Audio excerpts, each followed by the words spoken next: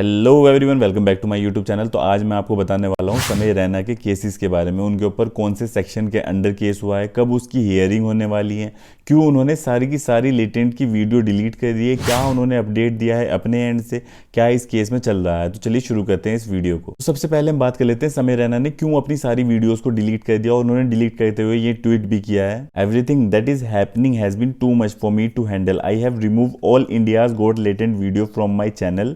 My only objective was to make people laugh and have a good time. I will fully cooperate with all agencies to ensure their inquiry are concluded fairly. Thank you. इसका मतलब है वो साफ साफ ये कहना चाहते हैं कि अब बहुत ज़्यादा हो गया, मुझसे हैंडल नहीं हो रहा है, इसलिए जिसको लेके उन्होंने इंडियाज गॉट लेटेंट की सारी वीडियोस यूट्यूब से डिलीट कर दी हैं और वो सारी एजेंसीज के साथ कोऑपरेट करके इस इंक्वायरी में हेल्प करना चाहते हैं जैसे भी वो कर सकते हैं। हालांकि उनका मोटिव सिर्फ लोगों को हंसाना था, कुछ भी गलत काम करने का नहीं था, बट फिर भी अगर उनके ऊपर केस हुआ है तो वो उसको कोऑपरेट करने के लिए तैयार है, ऐसा उन्होंने कहा है ट्वीट करते हुए। अब बात कर लेते हैं उनके ऊपर कौन से सेक्शन के अंडर कंप्लेंट हुई है, क्या उसमें हो सकता है, कितने टाइम की उनको पनिशमेंट हो सकती है या कितना फाइन उनको देना पड़ सकता है इस केस के अंदर। रिसेंट अपडेट्स के अनुसार समय रैना और रणवीर अलाहाबादिया के ऊपर 296 ऑफ बीएनसी ऑब्सेस एक्ट लगा है, जिसका मतलब आप कोई भी ऑब्सेस सीन क्रिएट नहीं कर सकते पब्लिक प्लेसेस में, जिसको बोलते हैं सेक्शन 296। और इसमें दूसरा सेक्शन आता है सेक्शन 67 ऑफ आईटी एक्ट, जिसके अंदर आप किसी भी ऑब्सेन सीन को पब्लिश नहीं कर सकते।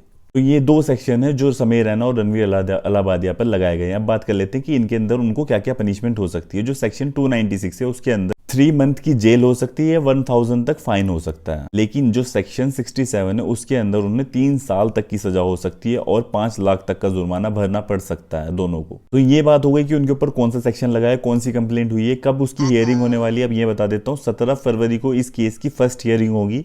तो ये थी मेन अपडेट इस केस के बारे में। इसके साथ साथ इन लोगों के अलावा 30 से 40 लोग और भी हैं जो कि कंटेस्टेंट भी थे, जजेस भी थे, उनके ऊपर भी कंप्लेंट हुई हैं, उनके ऊपर भी केस चलाया जाएगा, ऐसा एक रिपोर्ट्स के अनुसार बताया जा रहा है। और इस केस में अपडेट ये है कि रणवीर अलाहाबादिया अब तक 50,000 से ज्यादा अपने सब्सक्राइबर खो चुके हैं इस केस के कारण। ये थी सारी अपडेट इस केस के बारे में। अभी उनके साथ क्या हो रहा है, क्या आगे हो सकता है, कब उनकी हियरिंग है। 17 फरवरी को उनकी हियरिंग होने वाली है, जिसमें आपको सही से पता चलेगा कि क्या इस केस में आगे हो सकता है। अगर सेक्शन 296 उन पर लगता है तो सिर्फ 3 महीने की सजा है और 1000 रुपये फाइन है।